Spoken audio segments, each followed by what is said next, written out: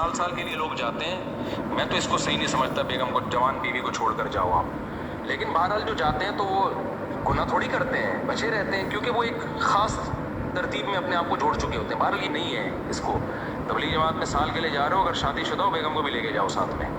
उससे एक दफ़ा एयरपोर्ट पे खातून ने पूछा कि भाई हमारे शौहर जो हैं वो एक एक साल के लिए मुल्क से बाहर रहते हैं, तो हमारे लिए ये तो नेशनल है ना, वो कहते हैं हमें फिर बुराई के ख्यालात आना शुरू होते हैं। तो उन्होंने कुछ ऐसे कुछ सवाल पूछे, वो हया के ख़िलाफ़ है, मैं उसको नहीं यहाँ डिस्कस कर सकता।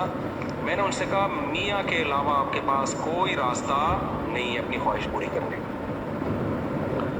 तो वो कहने लगे फिर हम क्या करें, मियाँ भी मजबूर है। वो कह रहे मैं कैसे, और अपने साथ रख नहीं सकता मियाँ, क्योंकि जो है वो उसके पास इतनी तनख्वाह नहीं है कि बीवी को रख सके। तो चंद केस ऐसे होते हैं। उसूली तौर पर तो मियाँ को चाहिए अल्लाह पे तवक्कुल करे, गरीब भी है ना अपने साथ अपनी बीवी को रख। तबलीगी जमात में साल साल के लिए लोग